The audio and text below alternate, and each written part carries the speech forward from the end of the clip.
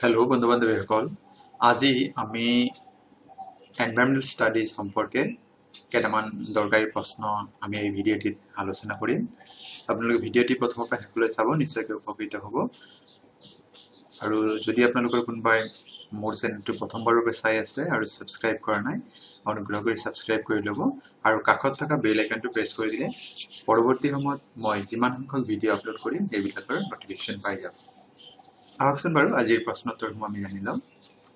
প্ৰথম প্ৰশ্ন দি আছে, দেহত আইৰণৰ অভাৱত কি ৰোগ হয়? কেতিয়াবা প্ৰশ্নত এনেকৈ দিব, দেহত লুৰ অভাৱ হ'লে কি ৰোগ হয়? বিকল্পসমূহ দি আছে জণ্ডিছ, মধুমেহ, এনিমিয়া, গড়ৰ। ইয়াৰ শুদ্ধ উত্তৰ হৈছে এনিমিয়া।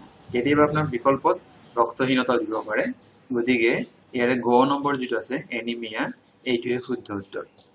গতিকে কেতিয়াবা অসমীয়া শব্দ দিলে ৰক্তহীনতা দিব পাৰে, গতিকে আপোনালোকে সেইটো মনত ৰাখিব।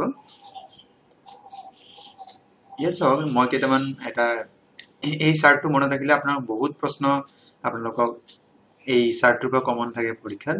যেনেকৈ ভিটামিন এৰ অভাৱত কি বেমাৰ হয়? কুকুৰীকণা। বা কেতিয়াবা প্ৰশ্ন এনেকৈ দিয়ে, কুকুৰীকণা বেমাৰটো কোন ভিটামিনৰ অভাৱত হয়? ভিটামিন এ, বি, চি এনেকৈ অপশ্যনবিলাক দিয়া থাকিব। ভিটামিন বি অভাৱ হ'লে ভেৰি বেমাৰ হয়। ভিটামিন চি হ'লে স্কাৰ্বি, ভিটামিন ডি হ'লে ৰিকেট, আৰু কেলছিয়ামৰ অভাৱ হ'লে হাড় আৰু দাঁত ক্ষয় হোৱা বেমাৰবিলাক হয়। আয়ডিনৰ অভাৱত গৰল হয়, আৰু আইৰণ বা লুৰ অভাৱ হ'লে ৰক্তহীনতা বা এনিমিয়াত ভোগে। গতিকে আপোনাৰ এই চাৰ্টটো যদি মনত ৰাখে, ইয়াৰ পৰা আপোনাক অতি কমে এটা প্ৰশ্ন আপোনালোকে পোৱাটো খাটাং। কাৰণ ইয়াতে আমাৰ ভিটামিন সম্পৰ্কে প্ৰশ্ন সাধাৰণতে দিয়ে যে মানুহৰ কোনটো ভিটামিনৰ অভাৱত কি বেমাৰ হয়। কেতিয়াবা আপোনাৰ ভিটামিনৰ অভাৱত কি বেমাৰ হয় বা বেমাৰটো উল্লেখ কৰি আপোনাক দিব যে ইয়াত কোনটো ভিটামিনৰ অভাৱ হৈ আছে বা কোনটো খনিজ লৱণৰ অভাৱ হৈ আছে। আপোনাৰ নিশ্চয়কৈ চাৰ্টটি আপোনালোকৰ যিটো নোটবুক আছে তাতে আপোনালোকে নোট ডাউন কৰি ল'ব। আহিছোঁ পৰৱৰ্তী প্ৰশ্নলৈ। কোন চনত বায়ু প্ৰদূষণ প্ৰতিৰোধ আইন গৃহীত হয়? বিকল্পসমূহ 1971, 81, 85 আৰু 1990 চন। শুদ্ধ উত্তৰটি হৈছে 1981 চন, 1981। নৰ্মদা বচাও আন্দোলনৰ গুৰি ধৰোঁতা কোন আছিল? ঝুম্পা লাহিৰী, সুন্দৰলাল বহুগুণা, কৈলাশ সত্যাৰ্থী আৰু মেধা পাটকাৰ। ইয়াৰ শুদ্ধ বিকল্পটি হৈছে মেধা পাটকাৰ। আমি জানো ঝুম্পা লাহিৰী এগৰাকী প্ৰখ্যাত লেখিকা হয়, আৰু সুন্দৰলাল বহুগুণা আছিল চিপকো আন্দোলনৰ লগত জড়িত, আৰু কৈলাশ সত্যাৰ্থী বচপন নামৰ এটি NGOৰ লগত জড়িত, আৰু এখেতক শান্তিৰ নোবেল বঁটাৰে ইতিমধ্যে সন্মানিত কৰা হৈছে। গতিকে আমাৰ 3 নম্বৰ প্ৰশ্ন, নৰ্মদা বচাও আন্দোলনৰ গুৰি ধৰোঁতা মেধা পাটকাৰ। তলৰ কোনটো বায়ু প্ৰদূষণৰ প্ৰধান কাৰক নহয়? নাইট্ৰজেন, দূষিত গেছীয় পদাৰ্থ, ধোঁৱা আৰু ধূলি, আৰু ইয়াৰে শুদ্ধ উত্তৰটি হৈছে নাইট্ৰজেন। কাৰণ বাকীকেইটা ধোঁৱা, ধূলি আৰু দূষিত গেছীয় পদাৰ্থ এইবিলাকে বায়ু প্ৰদূষণৰ একোটা গুৰুত্বপূৰ্ণ কাৰক হয়। 5 নম্বৰ প্ৰশ্ন, জীৱৰ ভিন্নতা, প্ৰকাৰ আৰু সংখ্যা কিহৰ দ্বাৰা বুজোৱা হয়? ইয়াৰে শুদ্ধ বিকল্প হৈছে জৈৱ বৈচিত্ৰ্য। পৰিৱেশ সুৰক্ষা আইন কোন চনত প্ৰৱৰ্তন কৰা হৈছে? বিকল্পসমূহ 1980, 86, 76 আৰু 96। শুদ্ধ বিকল্প হৈছে 1986, 1986 চনত পৰিৱেশ সুৰক্ষা আইন প্ৰৱৰ্তন কৰা হৈছিল। পৃথিৱীত কোনবিধ জীৱাশ্মৰ ভাণ্ডাৰ সৰ্বাধিক? আমি যিটো ফসিল বুলি কওঁ, ফসিল ফুয়েল, গতিকে ইয়াতে দিয়া আছে বিকল্পসমূহ ইউৰেনিয়াম, প্ৰাকৃতিক গেছ, কয়লা আৰু পেট্ৰলিয়াম। ইয়াৰ শুদ্ধ বিকল্পটি হৈছে গ, কয়লা। আমি যিমান জীৱাশ্ম আমি পৃথিৱীত পাওঁ, ফসিল ফুয়েল পাওঁ, তাৰ ভিতৰত কয়লাৰ পৰিমাণ সৰ্বাধিক। পৰৱৰ্তী প্ৰশ্ন, নিম্নলিখিত কোনটো গোলকীয় উষ্ণতাৰ মূল কাৰণ? বহুত সময় আপোনাৰ এই গোলকীয় উষ্ণতাৰ ঠাইত অন্য বহুত দিব পাৰে। ইয়াৰ ইংৰাজী শব্দটো হৈছে গ্লোবেল ৱাৰ্মিং। গতিকে আপোনালোকে শব্দবিলাক ইংৰাজী যেতিয়া প্ৰশ্নমালাৰ পৰীক্ষাত চেক কৰে, ইংৰাজী শব্দটো চাই লওক, কাৰণ বহুত সময় ইয়াৰ সঠিক অসমীয়া শব্দটো আমি বহুত কমকৈ শুনাৰ বাবে অলপ আচু হোৱা যেন লাগে। গতিকে ইয়াৰ প্ৰশ্ন আছিল নিম্নলিখিত কোনটো গোলকীয় উষ্ণতাৰ মূল, কোনটো ফেক্টৰ মানে কোনটো কাৰকে গোলকীয় উষ্ণতা বৃদ্ধিত ইন্ধন যোগাই আছে? ইয়াত তাৰ প্ৰথমটো আছে ইন্ধনৰ দহন, নিউক্লিয় বিক্ৰিয়া, এচিড বৰষুণ আৰু প্ৰজ্বলক দ্ৰব্য। গতিকে ইয়াৰ শুদ্ধ বিকল্পটি হৈছে ক নম্বৰ, ইন্ধনৰ দহন। পৰৱৰ্তী প্ৰশ্ন, বায়ুত সৰ্বোচ্চ অনুপাতত থকা গেছবিধ হ'ল অক্সিজেন, মিথেন, নাইট্ৰজেন আৰু হাইড্ৰজেন, আৰু ইয়াৰ শুদ্ধ বিকল্পটি হৈছে নাইট্ৰজেন। এতিয়া আমি চাই লওঁ যে বায়ুত আচলতে কিমান পৰিমাণৰ কোনটো গেছ থাকে। যদি আমি বায়ুত থকা বিভিন্ন গেছৰ অনুপাত হ'ল nitrogen 78.9%, oxygen 20.95%, argon 0.93%, carbon dioxide 0.04%। এইটো প্ৰায় এপ্ৰক্সিমেটলি এইটো অনুপাতত আমাৰ বায়ুত কি থাকে বিভিন্ন গেছৰ অনুপাত। গতিকে আমাৰ প্ৰশ্ন যিকোনো এটা দিব পাৰে। নাইট্ৰজেন দি আছে, গতিকে দ্বিতীয় সৰ্বোচ্চ পৰিমাণ কাৰ আছে? অক্সিজেন। তৃতীয় সৰ্বোচ্চ আৰ্গন।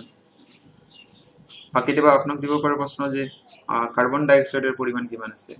গতিকে এই চাৰ্টটো যদি আপুনি এনেকুৱা ধৰণৰ চাৰ্ট আপুনি নিজৰ নোটবুকত লিখি লয়, তেতিয়া আপোনালোকে কেৱল এই সাবজেক্ট নহয়, বেলেগ বেলেগ সাবজেক্টত এনেকৈ চাৰ্ট আপোনাক লিখি লয়, আপোনালোকৰ কাৰণে বহুত সুবিধাজনক হ'ব।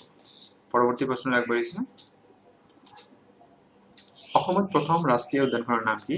মানাহ ৰাষ্ট্ৰীয় উদ্যান, ওৰাং ৰাষ্ট্ৰীয় উদ্যান, নামেৰি ৰাষ্ট্ৰীয় উদ্যান আৰু কাজিৰঙা ৰাষ্ট্ৰীয় উদ্যান। শুদ্ধ বিকল্পটি হৈছে ঘ, কাজিৰঙা ৰাষ্ট্ৰীয় উদ্যান। ধৰিত্ৰী দিৱস বা বসুধা দিৱস বা আৰ্থ ডে, এইটো আপুনি বেলেগ বেলেগ নাম পাব পাৰে। ধৰা দিৱস বা ধৰিত্ৰী দিৱস, কাৰণ পৃথিৱীৰ সমাৰ্থক শব্দ বহুত কেইটা আছে। কোন তাৰিখে পালন কৰা হয়? 12 এপ্ৰিল, 20 এপ্ৰিল, 22 এপ্ৰিল আৰু 2 এপ্ৰিল। শুদ্ধ বিকল্প হৈছে 22 এপ্ৰিল। 22 এপ্ৰিল তাৰিখে কি কৰা হয়? বিশ্ব দিৱস, আৰ্থ ডে, বসুধা দিৱস বা ধৰিত্ৰী দিৱস বা পৃথিৱী দিৱস পালন কৰা হয়। আৰু এই দিৱসটি সম্পৰ্কে অলপ কথা আমি জানি লওঁ। এই দিৱসটি হৈছে কিয় পালন কৰা হয়? Earth Day is an annual event on April 22 to demonstrate support for environmental protection. পৰিৱেশিক যিটো সুৰক্ষা, পৰিৱেশৰ যি সুৰক্ষা, সেইভাবে 22 এপ্ৰিলৰ তাৰিখটো মানে ধৰিত্ৰী দিৱস বা বসুধা দিৱস বা আৰ্থ ডে হিচাপে পালন কৰা হয়। আৰু এইটো প্ৰথমবাৰলৈ অনুষ্ঠিত হৈছিল 1970 চনৰ 22 এপ্ৰিলত। গতিকে আপোনালোকে যিকোনো প্ৰশ্ন সুধিব পাৰে ইয়াৰ সম্পৰ্কীয়। কিয় পালন কৰা হয়? প্ৰথমবাৰ কেতিয়া পালন কৰা হৈছিল? গতিকে আপোনালোকে ইংৰাজী টাৰ্মটো মনত ৰাখিব। কেতিয়াবা ধৰিত্ৰী দিৱস দিব পাৰে বা বসুধা দিৱসো দিব পাৰে। পৰৱৰ্তী প্ৰশ্নলৈ আগবাঢ়িছো। সূৰ্যৰ পৰা অহা অতি বেঙুনীয়া ৰশ্মি বায়ুমণ্ডলৰ কোনটো স্তৰত শোষণ হয়? ষ্ট্ৰেটোস্ফিয়াৰ, ট্ৰপোস্ফিয়াৰ, থাৰ্মোস্ফিয়াৰ আৰু মেছোস্ফিয়াৰ। শুদ্ধ বিকল্প ষ্ট্ৰেটোস্ফিয়াৰ। 13 নম্বৰ প্ৰশ্ন। শেহতীয়া তথ্য অনুসৰি অসমত ৰাষ্ট্ৰীয় উদ্যানৰ সংখ্যা কিমান? শেহতীয়া তথ্য অনুসৰি ৰাষ্ট্ৰীয় উদ্যানৰ সংখ্যা 7, 6, 5, 4। ইয়াৰ শুদ্ধ উত্তৰটি হ'ব ক, 7। কিয়নো আমি জানো যে 2021 চনত দুটি ৰাষ্ট্ৰীয় উদ্যান আমাৰ যিটো ৰাষ্ট্ৰীয় উদ্যানৰ তালিকাত সংযোগ হৈছে, সেই দুটা হৈছে, আমি এটা গোটেইটো চাৰ্টটো চাই লওঁ। ইয়াত আমাৰ বহুত প্ৰশ্ন লুকাই আছে। চাওক, এটা চাৰ্ট যদি আমি চাওঁ, ডিব্ৰু চৈখোৱাৰ যে গঠন হৈছে, ৰিকগনিশ্যন হৈছে 1999। ইয়াৰ মাটিকালি হৈছে 340 স্কুৱেৰ কিলোমিটাৰ। কাজিৰঙা 1974। আপোনাৰ প্ৰশ্ন সুধিব পাৰে কাজিৰঙা কেতিয়া ৰাষ্ট্ৰীয় উদ্যানৰ স্বীকৃতি লাভ কৰিছে? 1974। ইয়াৰ এৰিয়া হৈছে মাটিকালি হৈছে 858.98 স্কুৱেৰ কিলোমিটাৰ। মানস নেশ্যনেল পাৰ্ক বা মানস, অসমীয়া শব্দ মানাহ ৰাষ্ট্ৰীয় উদ্যান 1990 500 বৰ্গ কিলোমিটাৰ। নামেৰি 200 বৰ্গ কিলোমিটাৰ, য'ত ইয়াৰ ৰিকগনিশ্যন হৈছে 1998। ওৰাং ৰাষ্ট্ৰীয় উদ্যান, ইয়াক আপোনাক বেলেগ এটা দিব পাৰে যে ওৰাং ৰাষ্ট্ৰীয় উদ্যান অসমৰ কোনখন ৰাষ্ট্ৰীয় উদ্যানৰ ভাৰতৰ প্ৰাক্তন প্ৰধানমন্ত্ৰী এজনৰ নামৰ দিয়া হৈছে, তেন্তে সেইটো ওৰাঙেই হ'ব। সেইকাৰণে এইটো ৰাজীৱ গান্ধী ওৰাং নেশ্যনেল পাৰ্ক, সেইটো আমি জানো। ইয়াৰ স্বীকৃতি পাইছে 1999 আৰু ইয়াৰ মাটিকালি হৈছে 78.81। ইয়াত প্ৰশ্ন সুধিব যে অসমত যিমান ৰাষ্ট্ৰীয় উদ্যান আছে আটাইতকৈ মানে কম মাটিকালিৰ কোনটো ৰাষ্ট্ৰীয় উদ্যান আছে? সেইটো হ'ব Orang national park, 78.81 square kilometre. এতিয়া নতুনকৈ 2021 বৰ্ষত যি দুটা নতুনকৈ ৰাষ্ট্ৰীয় উদ্যান সংযোজন হৈছে, সেই দুটা হৈছে আপোনাৰ ৰায়মনা নেশ্যনেল পাৰ্ক 2021 হৈছে। ইয়াৰ মাটিকালি 422 স্কুৱেৰ কিলোমিটাৰ। আৰু ই কোকৰাঝাৰ জিলাত আছে। দিহিং পাটকাই নেশ্যনেল পাৰ্ক 2021ত এই ৰিকগনিশ্যন পাইছে এই বছৰত 2021 চনত, আৰু ইয়াৰ মাটিকালি হৈছে 111 বৰ্গ কিলোমিটাৰ। গতিকে এই যিখিনি ইনফৰমেশ্যন মই আপোনাক এক্সট্ৰাকে দিয়া আছে প্ৰশ্নৰ বাহিৰে, ইয়াৰ পৰা যিকোনো প্ৰশ্ন পাব পাৰে। প্ৰথম বা মাটিকালিৰ ফালৰ পৰা আপোনাক দিব পাৰে মানে কোনটো বৃহত্তম, ক্ষুদ্ৰতম, বা আপোনাক 4টা নেশ্যনেল পাৰ্কৰ নাম দিয়া আছে, ইয়াৰ ভিতৰত আটাইতকৈ সৰু কোনটো, আটাইতকৈ বৃহৎ আকাৰৰ কোনটো, বা 2021 বৰ্ষত কোকৰাঝাৰ জিলাত যিখন ৰাষ্ট্ৰীয় উদ্যান স্বীকৃতি পাইছে তাৰ নাম কি? সেইটো হ'ব ৰায়মনা নেশ্যনেল পাৰ্ক। ইয়াৰ মাটিকালি কিমান 422 বৰ্গ কিলোমিটাৰ গতিকে আপোনালোকে এই চাৰ্টটো আপোনাৰ নোটবুকত ধুনীয়াকৈ লিখি লওক পৰৱৰ্তী প্ৰশ্ন শিলাৰ পৰা মাটি সৃষ্টি হোৱা প্ৰক্ৰিয়া কি বুলি কোৱা হয় ক্ষয়ী ভৱন খণ্ডন বিচূৰ্ণী ভৱন আৰু ওপৰ এটা শুদ্ধ নহয় ইয়াত আছে বিচূৰ্ণী ভৱন মানে চূৰ্ণ বিচূৰ্ণ হৈ যায় সেই কথাটো কোৱা হয় পৰৱৰ্তী প্ৰশ্ন আছে ইকোসিস্টেম শব্দটো কোন প্ৰথমে কোনে ব্যৱহাৰ কৰিছিল এলবাৰ্ট আইনষ্টাইন ৰুছো আৰ্থাৰ টেনছলে আৰু হেকেল এৰ শুদ্ধ উত্তৰ হৈছে গ আৰ্থাৰ টেনছলে 1935 চনত প্ৰথমবাৰ ইকোসিস্টেম শব্দটো ব্যৱহাৰ হৈছিল গতিকে চনটো কেতিয়াবা আপোনাৰ দৰকাৰ হ'ব পাৰে 16 নম্বৰ প্ৰশ্ন ইংৰাজী এনভায়ৰনমেন্ট শব্দটো কোন ভাষাৰ শব্দৰ পৰা আহিছে বিকল্পসমূহ ফৰাসী জাৰ্মান লেটিন আৰু গ্ৰীক ভাষাৰ পৰা অহা বুলি ইয়াৰে শুদ্ধ বিকল্প হৈছে ফৰাসী ভাষাৰ পৰা আহিছে আমি জানি লও যে environment the term environment has been derived from French word environ ফরাসি শব্দ environment পৰা আহিছে যেটোৰ অৰ্থ হৈছে সাৰাউন্ডিং চৌপাশ আমি যেটো অসমীয়া শব্দ কম চৌপাশ এই শব্দৰ কাৰণে ফ্ৰেঞ্চ শব্দ environ ব্যৱহাৰ কৰা হয় পৰৱৰ্তী প্ৰশ্ন বিশ্ব বন্যপ্ৰাণী দিৱস কোন তাৰিখে পালন কৰা হয় 3 মাৰ্চ 23 মাৰ্চ 12 মাৰ্চ আৰু 11 মাৰ্চ এৰ শুদ্ধ বিকল্প ক 3 মাৰ্চ ৰাষ্ট্ৰীয় উদ্যানখনত কি সংৰক্ষণ কৰা সম্পূৰ্ণ পৰিস্থিতিতন্ত্ৰ উদ্ভিদ আৰু প্ৰাণী অকল উদ্ভিদ আৰু ইয়াৰ খ উদ্ভিদ আৰু প্ৰাণী দুইটাকে ইয়াতে ৰাষ্ট্ৰীয় উদ্যানত সংৰক্ষণ কৰা হয় 19 নম্বৰ প্ৰশ্ন ওজন স্তৰৰ ক্ষয়ী ভৱনৰ বাবে তলৰ কোনটো কাৰক দায়ী সুনামি হাইড্ৰোজেন ক্লোৰোফ্লোৰোকাৰ্বন আৰু অক্সিজেন ইয়াৰ শুদ্ধ বিকল্প হৈছে গ ক্লোৰোফ্লোৰোকাৰ্বন গতিকে আপোনাক কেতিয়াবা CFC ৰ ফুল ফৰ্ম দিব পাৰে CFC ৰ ফুল ফৰ্ম হৈছে chloro C for chloro F for fluoro C for carbon 20 number প্ৰশ্ন উত্তৰ ভাৰতত বলা বতাহ লু তলৰ কোনটো প্ৰকাৰ তোমাৰ লু নামৰ যেটো বতাহ বলে হেইটো এই চাৰিটা বতাহৰ যি প্ৰকাৰ আছে তাৰ কোনটো নিয়ত বতাহ মৌসুমী বতাহ সাময়িক বতাহ স্থানীয় বতাহ এৰ শুদ্ধ বিকল্প হৈছে স্থানীয় বতাহ অসমৰ কোনখন ৰাষ্ট্ৰীয় উদ্যানত বনৰীয়া ঘোঁৰা পোৱা যায় বনৰীয়া ঘোঁৰা পোৱা যায় এই শব্দটো যায় হ'ব লাগিছিল মানাহ ৰাষ্ট্ৰীয় উদ্যানত নামেৰি ৰাষ্ট্ৰীয় উদ্যানত কাজিৰঙা ৰাষ্ট্ৰীয় উদ্যান আৰু ডিব্ৰু চৈখোৱা ৰাষ্ট্ৰীয় উদ্যানত এৰ শুদ্ধ বিকল্প হৈছে ঘ ডিব্ৰু চৈখোৱা ৰাষ্ট্ৰীয় উদ্যান 22 নম্বৰ প্ৰশ্ন দিয়া আছে কোন চনত প্ৰকৃতি আৰু প্ৰাকৃতিক সম্পদৰ আন্তৰ্জাতিক সংস্থা গঠন হয় ইয়াৰ শুদ্ধ বিকল্পটি হৈছে 1948 প্ৰশ্ন নম্বৰ 23 উদ্ভিদৰ কোন অংশই পানী বাষ্পীভূত কৰে গছৰ ডাল গছৰ ফল গছৰ শিপা আৰু পত্ৰৰন্ধ শুদ্ধ বিকল্প হৈছে ঘ পত্ৰৰন্ধ 24 নম্বৰ প্ৰশ্ন হেউজ গৃহৰ ব্যৱহাৰৰ বাবে পৃথিৱীৰ পৰিৱেশ কোনবিধ বিকিৰণ ধৰি ৰাখে এক্স-ৰে ৰশ্মি বিটা ৰশ্মি আল্ট্ৰাভায়োলেট ৰশ্মি আৰু ইনফ্ৰাৰেড ৰশ্মি শুদ্ধ বিকল্প ইনফ্ৰাৰেড ৰশ্মি তলতে কোনখন দেশত শিশু শ্ৰমিক খনিত নিযুক্তি দিয়া হয় বিকল্পসমূহ ভাৰত মেক্সিকো ব্ৰাজিল আৰু ইণ্ডোনেছিয়া শুদ্ধ উত্তৰটি হৈছে ইণ্ডোনেছিয়া 26 নম্বৰ প্ৰশ্ন এটা শক্তি পিৰামিডৰ একেবাৰে ওপৰত কি থাকে মুখ্য উৎপাদক মুখ্য উপভোক্তা গৌণ উপভোক্তা আৰু বিনিয়োজক শুদ্ধ উত্তৰটি হৈছে গ গৌণ উপভোক্তা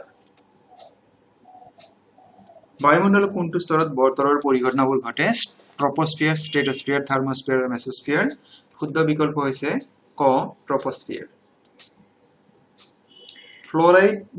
ফ্লোৰাইড প্ৰদূষণৰ দ্বাৰা বা ফ্লোৰাইড যে পানী সেৱনৰ দ্বাৰা মানুহৰ কি অংগ প্ৰথমত প্ৰভাৱিত হয় দাঁত কিডনি হৃদযন্ত্ৰ আৰু গাৰছাল এৰ শুদ্ধ বিকল্পটি হৈছে ক দাঁত ফ্লোৰাইডযুক্ত পানী সেৱন কৰিলে মানুহৰ প্ৰথমত দাঁতৰ প্ৰব্লেম দেখা দিয়ে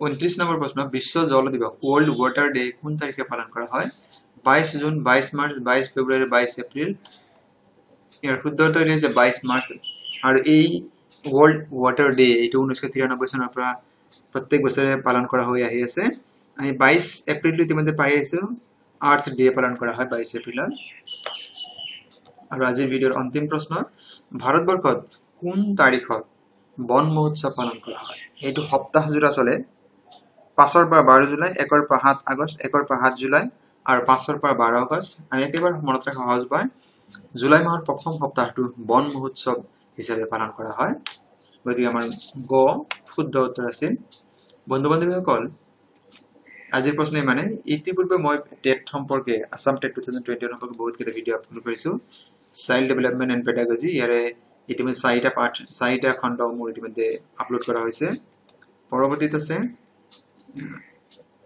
পৰিৱেশৰ দৰে ইতিমধ্যে আৰু এটা খণ্ড পাৰ হৈ গৈছে এইটা আমি এতিয়া যেটো ভিডিও চাই আছো দ্বিতীয় খণ্ড অসমীয়াৰ বহুত কেইটা ভিডিও পাৰ হৈছে ইংৰাজী গ্ৰামাৰ বহুত কেইটা ভিডিও পাৰ হৈছে আপোনালোকে সোশ্যাল সায়েন্সৰ পাৰ হৈছে আপোনালোকে ভিডিঅ' এই প্ৰত্যেকটো ভিডিঅ'ৰ লিংক এইটো ভিডিঅ' ডেছক্ৰিপশ্যনত দিয়া আছে আপোনালোকে চাবচোন নিশ্চয়কৈ উপকৃত হ'ব গতিকে আপোনালোকে আজিৰ এই ভিডিঅ'টো সম্পূৰ্ণ চোৱাৰ বাবে অশেষ ধন্যবাদ